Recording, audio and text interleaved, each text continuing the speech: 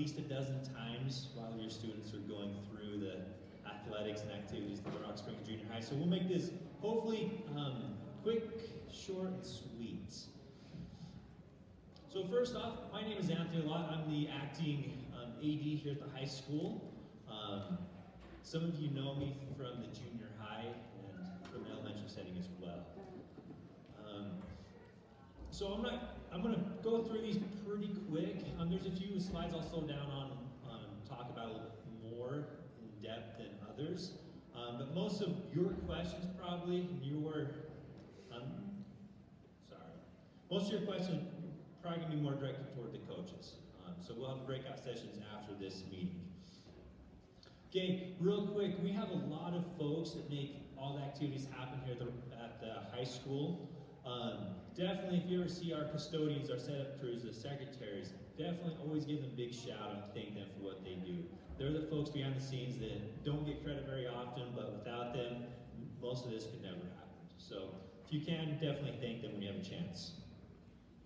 Okay, so we'll just go ahead and dive in. Eligibility. Eligibility's changed from last year when we... Oh, I'm ahead of myself. So eligibility at the high school level, student athletes must be enrolled in 3 credits. These credits, sorry, I'm a little nervous. There are a lot of people in here, and there's really bright lights up there. And I might just fall off of this. Okay, but sim rate, work study, teacher aid, power, they don't count toward those 3 credits. If you do have any questions, if your student athlete is enrolled in enough credits, definitely reach out to one of us, one of the principals, or the counselors, and we can let you know for sure. If your student is enrolled in the college classes, one college credit is 0.25, 2 college credits is 0.75, and 3 college credits is 1 full credit toward eligibility.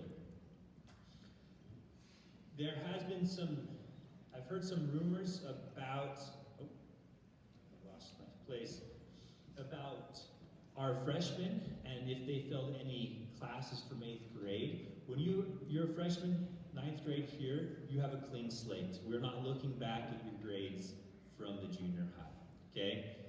However, with that being said, when we go into the new semester, we will be looking at the previous semester grades to make sure you've passed all of your classes to be eligible to play in that semester.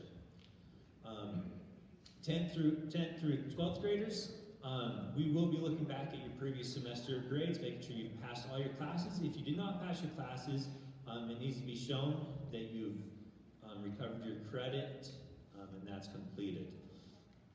We do have, especially with basketball and wrestling, where they start in the first semester and go into the second semester. Students, if you failed a class in the first quarter, unfortunately we're not really looking back at that right now, but if you don't get that credit recovered, when the second semester starts and you haven't recovered that credit, you will be ineligible for the second semester if you are in basketball or wrestling. So if that applies to you, make sure you get it taken care of. If you have questions, definitely reach out to one of us. Okay, eligibility week by week. This is the one big thing that we did change from last year. And at the junior high, we're doing the exact same thing to just make it easier for parents and students. But eligibility, we do a softball on a Monday. We will talk with those students, any students that are failing a class, we will talk to those students, and they have until that Thursday at noon to make up that grade, or to get to a passing grade. If they do not by Thursday by noon, then they are ineligible for the next week. For example, when I pulled eligibility today, it was for the eligibility for the week after Thanksgiving break for those student athletes. So students, once I talk with you on Monday or the first day of the week, you have several days to get those grades up, okay? So that will eliminate any lag in grading from the teachers, any Power School Canvas syncing issues. So hopefully that helps with that and gives you a heads up about your eligibility status. And as always, you have access to PowerSchool. You can access your grades at any time.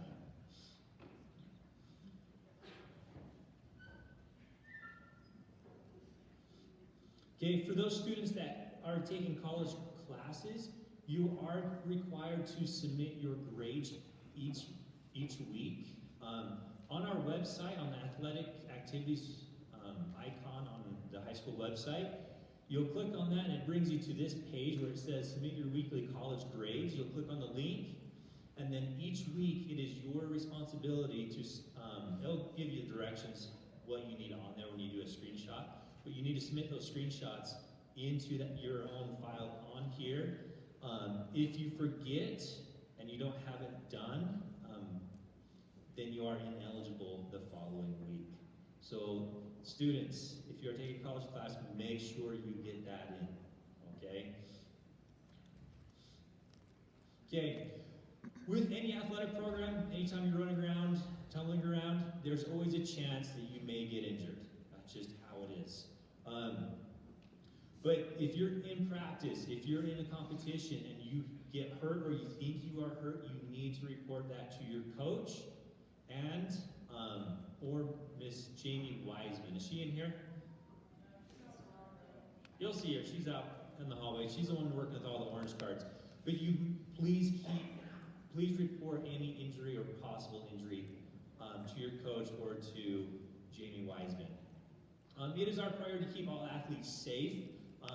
So if the coaches give you directions how to do certain things, make sure you're following directions. Don't be horse playing around. The last thing you want and your coaches want is you getting hurt and you're out for the season.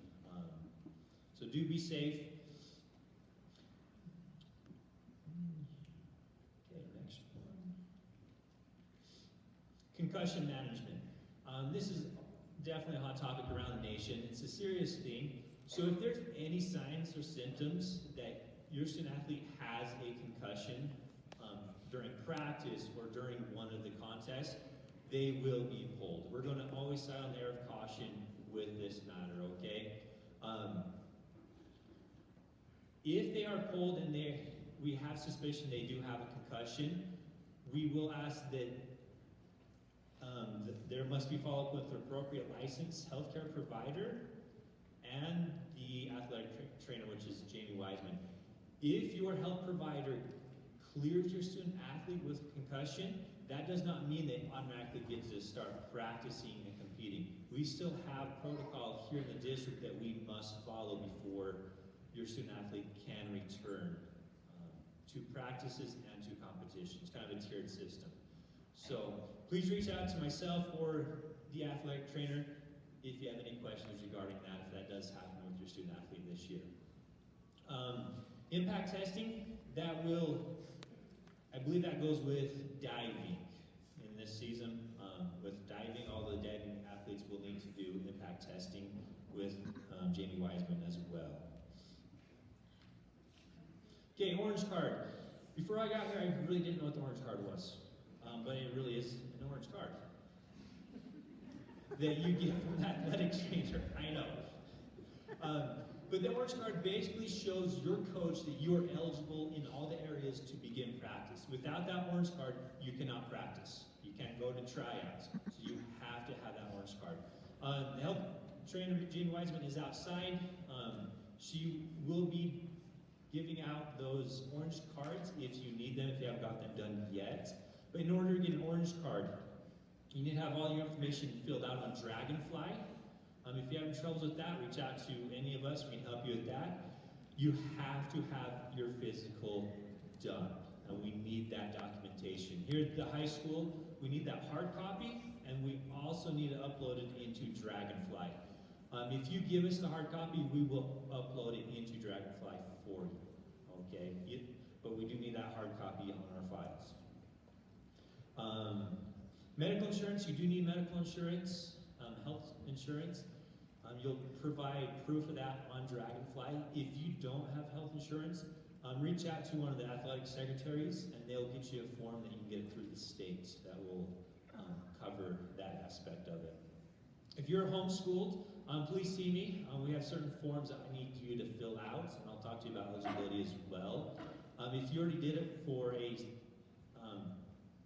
sport already this year, you're good. Keep turning in your eligibility each week on that, okay?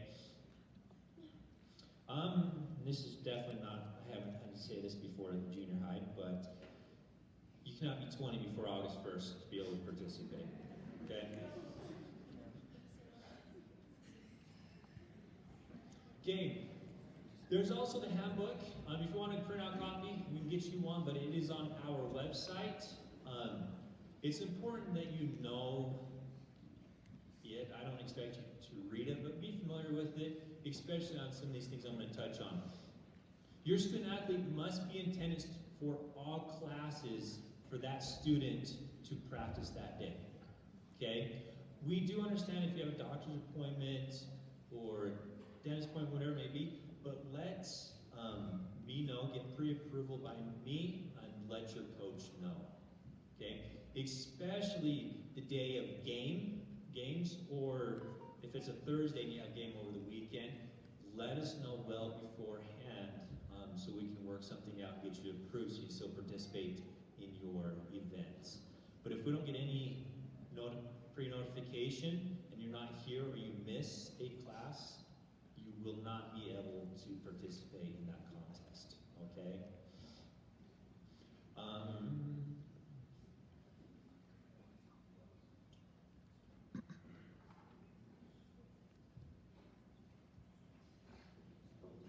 Okay, so on this one, it's from, say, WASHA. It's Wyoming High School Athletic Activities Association. But students are only allowed 8 semesters of competition based on when they enter high school. Most part, most students are always good with that. If you take certain years over, repeat it over, then that's where we fall into some questions on that. When you are participating in a high school sport, you cannot be doing like a community club sport at the same time. We ask that full dedication be to the high school sport, and so there's no conflicts of which one you need to choose. It's just high school sports, okay? Also, recruitment's not allowed. If you are a new student athlete from another high school, come see me.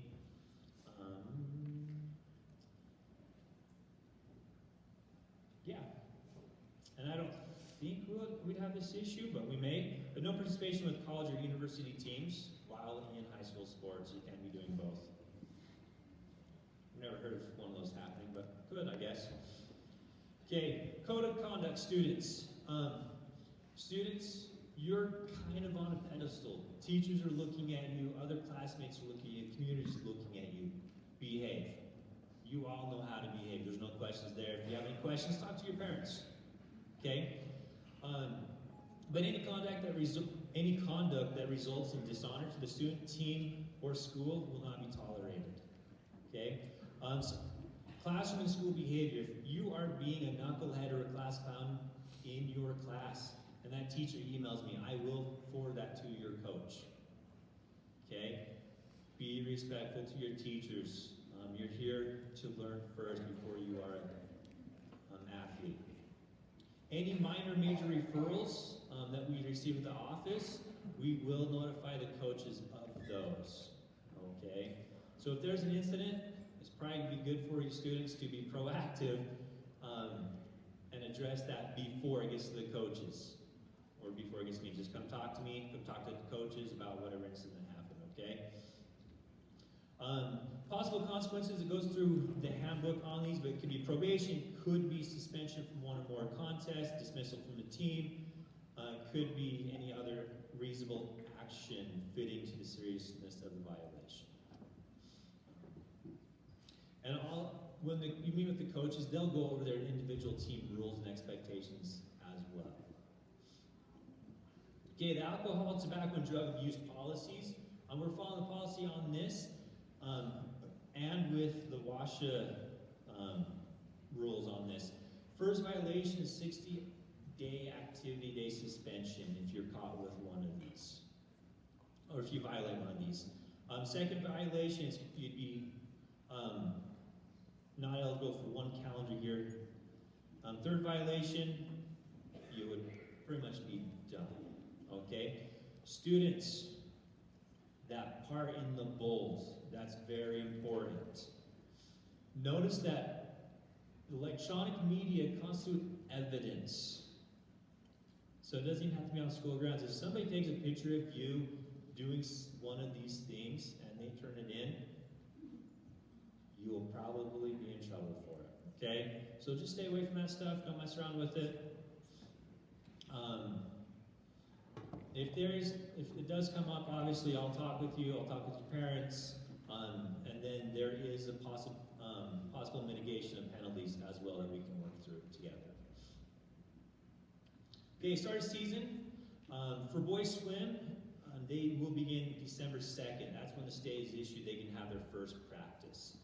Indoor track is January 6th. Wrestling's November 25th. And basketball is November 25th as well. So those two sports are right around the corner. And the coaches will dive into a lot more detail with those individual sports and the requirements for those. Okay, fundraising policy. Pretty simple. Talk to your coach about that if you have any questions. Okay, conflict resolution. It's the same across the district. With sports, sometimes emotions can run a little high. We have the 24-hour rule. Okay? Do not approach a referee. Do not approach a coach if you're upset right after the game.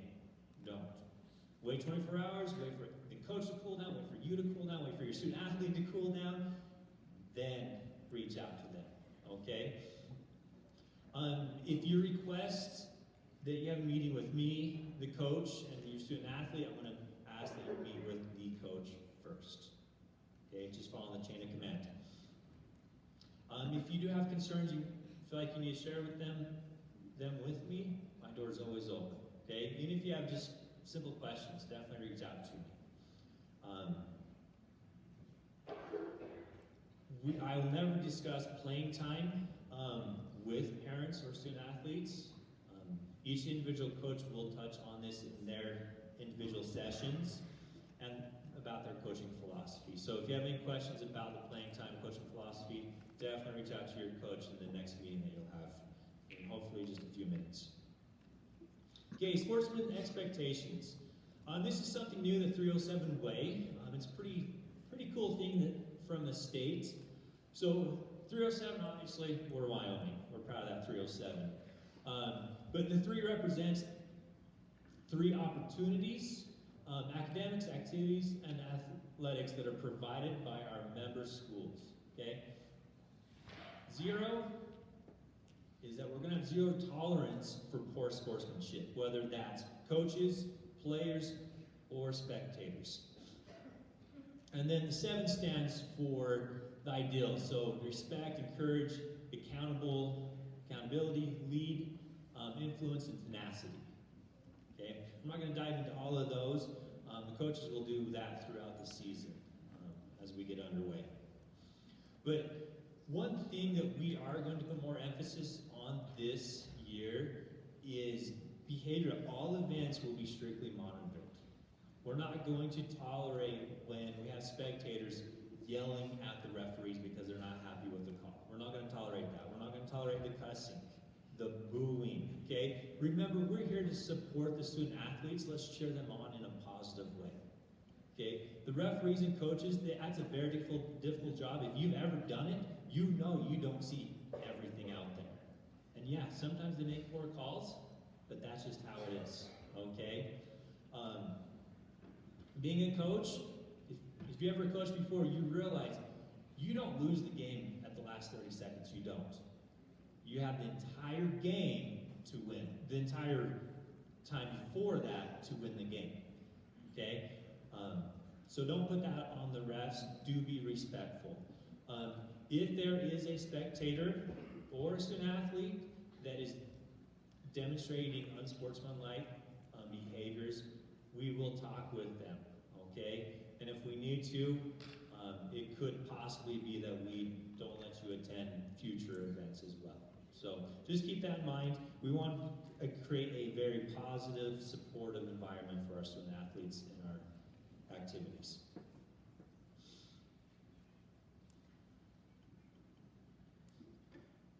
Covered that. Okay, do make sure you're on the Facebook and Parent Square. That's how we'll be communicating with you about sports and any changes and anything up here at the high school. So make sure you're part of those. If you want to purchase tickets for the season at a discounted rate, we have a whole table out there. You probably saw them. Meet with them. I believe it's, I don't know the price is wrong. I think it's $10 off if you buy it now. Is that right? I think so. Don't hold me to it. They'll let you know. All right, so the breakout sessions. Boys swim will be in room 408. There are signs in the hallways for you guys to get there.